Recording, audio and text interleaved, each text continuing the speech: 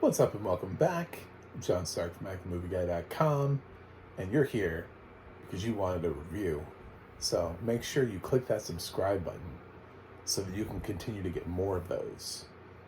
That's how this works. I think either that or else I have totally misunderstood what this whole thing is about on YouTube, and maybe I should be selling, I don't know, crocheted elephants to I don't know. I have no idea. But this is a review of Vacation Friends 2. And if you thought my joke at the beginning was fun, you'll like this movie. If you didn't think it was funny, you won't like this movie. Because this film is full of dumb jokes. Full of them. I like the first one. I did. This one is on Hulu, and it has audio description. And I would love to be able to say, I can narrow it down to one of two narrators, but my Hulu decided to yell at me and talk to me and try to advance me into a title at the exact same time that it was telling me who the narrator was. It was like, coming up on Hulu. It's just like, thanks, bro. I really wanted to know who the narrator was. I was pretty sure I knew who it was, but I'm not going to shout out because I'm not like I'm not even 99%. Do you know what I'm saying? Like, there were two people that I was like, is it this or is it that? It's one of these people. Whoever it was, they did a nice job. The audio description on this is really nice. The film, much like the first film, relies a lot on the natural magnetic chemistry of the actors in the film. Mainly Lowell Howery and his ability to make anything funny. I actually, earlier this year, when I reviewed the film, I believe it was The Outlaws. I've already forgotten. I didn't really care. The Adam Devine movie with Pierce Brosnan is on Netflix. I think that was The Outlaws, right? He's in that. He's the best thing in the film. He's in that for like, I don't know, like 3 scenes, and he steals every single one of them. He does actually make things funnier. Unfortunately, the more scripted he is, the harder it is for him to get through things, because then he's tasked with doing some dumb shit. But if you just kind of like put him in the background, he works great as like the number 2 character or number 3 character in a scene. But when he's forced to have to propel a shitty plot for 2 hours, it's hard.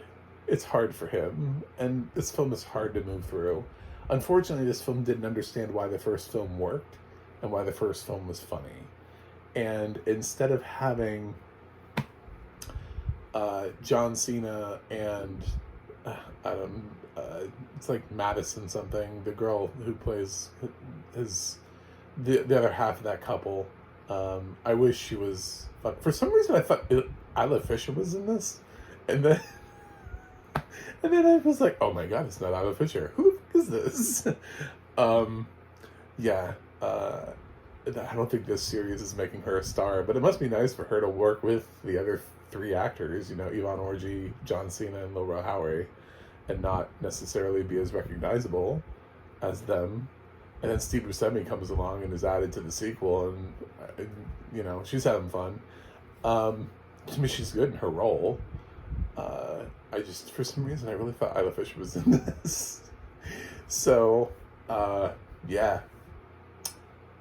It actually kind of normalizes them a lot, because it needs to, because the plot is no longer really about how weird these people are. I mean, it is a little bit, but this film just kind of doesn't really do anything. It's like they didn't know what to do with Vacation Friends 2. It was like Hulu was like, we need you to make Vacation Friends 2. And they were like, what? Why? What for? I would have just made like a Christmas movie. Like, have them come over for Christmas or something. This movie is so fucking pointless. This movie doesn't do anything. It doesn't go anywhere. It doesn't mean anything. It has, it's just, I wanted to like this film. I can't tell you how, I mean, it feels like it was written by someone who didn't see the first film. It really just like it's so wildly different from the first film. Um, it's bizarre. It's just bizarre. Yeah, the characters bring as much of their own personality that they can. I didn't really even feel like Yvonne Orji had much to do here. The film kind of gets shifted to where John Cena and the actress playing his wife uh, are more of the stars, because her father comes into the picture, played by Steve Buscemi, who's been recently released from jail and takes up far more screen time than he ever should have in this film. And there's becomes this plot about how he needs money, and he needs, he's trying to scam people, and just this whole thing. It doesn't even feel remotely close. The first film was about how, these John and the other girl just end up sort of thrusting themselves upon this other couple and becoming like, and then Lil Rel and Yvonne end up finding out how utterly insane their life choices are. And in this film, they kick off the film being like, we're so grown up now because we have a baby. And that was a great gag. I didn't know when they would pull the trigger on it, but I'm sure some people will expect the fact that they'll be like, I saw that joke coming. I saw that joke as coming at some point. I actually trusted that this film would set up the plot better than that. That this film would hand you that joke, and then they would continue to use it throughout the course of the film. It's a joke about how the two of them have become such much more aware since becoming parents, and he's like, oh, I never thought I'd be a helicopter parent, but here I am. It's that joke, and I was like, okay, well, I feel like this is just gonna be like a repetitive joke. They're letting us know they have a baby, and obviously they're gonna be ridiculously awful parents. And unfortunately, the film pulls the trigger right away. And then we don't really do much with the baby. Literally, because they have to go off on an adventure in this film, so the baby's left with this other character in the film. I don't really know how else to describe that. There's another guy who just gets left behind watching the baby. The main reason they're on this vacation is because Lil Rel and Yvonne, well, Lil Rel he's going after this gig at this hotel, and he's being flown out to spend a week at the hotel before he pitches the gig to the owner of this hotel or hotel chain. I think it's a chain. Anyway, so he's waiting for this. He's supposed to be prepping for this meeting. For whatever reason, he decided that his vacation friends can join them because it's a destination, place full of sand and fun and snorkeling. And then I don't know where Steve Buscemi is just like, hey, what's up? I'm here.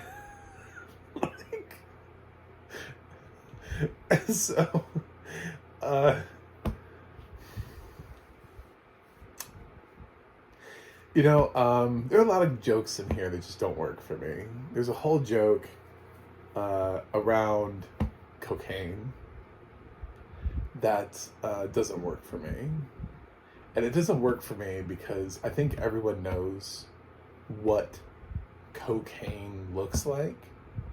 I'm blind, and I know what the color of cocaine is. I feel like I've seen it 1,000 times in film. Also, the thing that it actually ends up being that they have to snort, I also know what the color of that is. Those are not the same color. So this film is actually expecting you, or the audience, depending on what this looks like, because I don't know. You know what I'm saying? I don't know in terms of the color palette, because they didn't want to ruin the joke.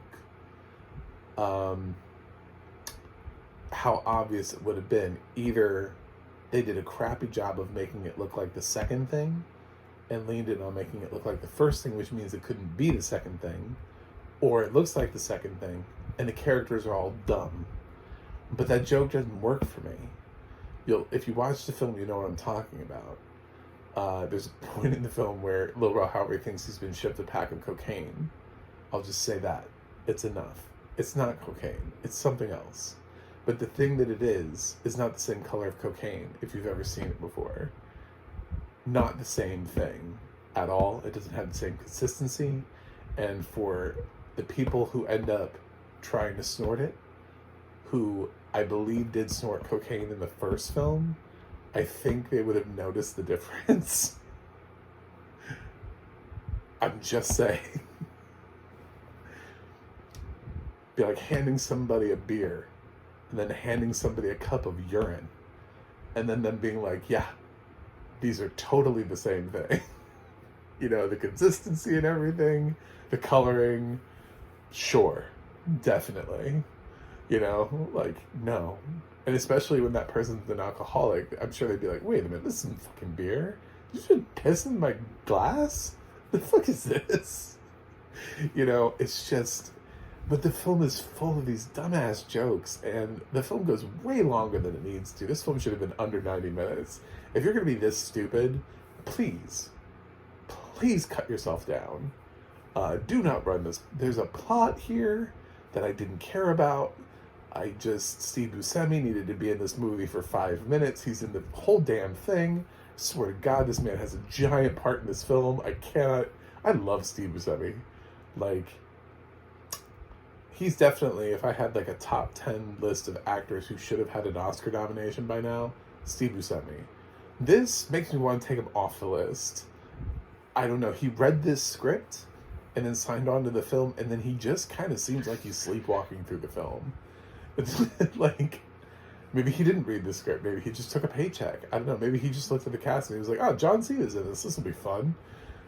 And then he got on set and he was like, oh, God, this is miserable. Well, at least I'm in a pretty place. It's a nice location. Yeah, it's just, I don't know. Nothing really works here. John Cena is still trying his best. I'll give that to him. But they've even kind of neutered his character. He's not nearly as wild and crazy as he used to be. He has his moments, but he was the center of all of the gags in the first film, and now I don't know where the gags went. This film is not that funny. This is a very disappointing sequel. I don't know. I mean, I'm a pretty forgiving person. When you introduce me to a cast of people that I like, I'm pretty much good to go, you know? I'll watch all 3 Hangover films, even though I know 2 and 3 are not as good as 1, but they have moments that make them watchable. I don't have really any desire to ever see this again. God, if they make a Vacation Friends 3 and try to make this trilogy, my biggest advice is please just make a Vacation Friends and just stop adding people to the cast. Stop trying to add plot and mystery and intrigue and things that just didn't work. It's not the reason why people watched the first film. I already said the audio description's fine. There's some side gags. Plus, yeah, I mean, there's a baby. So we always have to know what the baby's doing because the baby's a nonverbal character, those are always really important. Anytime you have something, either a person that doesn't speak, which does happen, by the way. There are mute characters and things. Like, you might be watching a show where there's a traumatized child that doesn't speak, and you have to always know where that child is. Dogs sometimes are really important and integral to the plot of the film, so we always have to know where the dog is going. And yeah, babies. I mean, the baby is in quite a bit of the film, and it's important for us to know that. So, but yeah, it's a fairly easy film. Otherwise, it's just, there's sight gags. None of them really work. I don't know. it doesn't really matter what the audio description is like, because I'm not going to give this like a thumbs up. This is not getting a thumbs up from me. In case you couldn't figure out the first one does. I will say, I haven't reviewed the first one on my channel. I was debating about, should I watch the first one again or go into the second one? I was like, nah, I remember the first one pretty well. I don't need to review it again. I liked it, but I didn't love it. So it's not like one of my favorite films of all time where I'm like, yes, I'm going to use this as an opportunity to watch this film again. But yeah, it's totally a watchable comedy. I didn't think we'd be making a sequel to it, but we did. And I'm going to give Vacation Friends 2. I'm going to give Vacation Friends 2 a D+. It just didn't work for me at all. The cast tries. The cast that was there before, they're really trying to make things happen here, but I don't know what happened with this script. I don't know what in the pitching stage.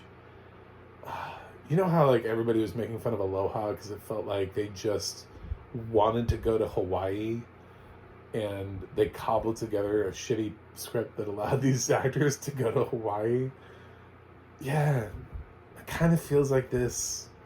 It kind of feels like these 4 actors wanted to go on vacation, so they hired Timmy from accounting to write a script. They were like, hey, if you could write a sequel to Vacation Friends, we'd be able to take this vacation. And Timmy was like, I don't write screenplays. I'm in accounting. And they're like, it doesn't really matter. But I didn't see the first film. No one cares. Just write it. Just write the film. All right. So, don't watch this. It'll ruin the first film for you. Are there some funny jokes? Sure. That's why I gave it a D+ and not a D-. Because yes, 1 or 2 of the jokes. Like I said, the first time when John Cena was talking about the helicopter parenting thing, I really thought they were going to use that joke as a sustained joke throughout the whole film. But they used it right away. They pulled it. that joke was worth once. It was worth one good gag. And they got their good gag right away, and they just moved on. And they just kept going. The film does actually open strong, by the way. I would say the jokes at the beginning of the film, before they ever introduce us, it's just once Steve Buscemi's there, the film becomes all about him and his plot, and the film just sucks. It just goes way downhill. Yeah. Anyway, thanks for watching. Thanks for subscribing.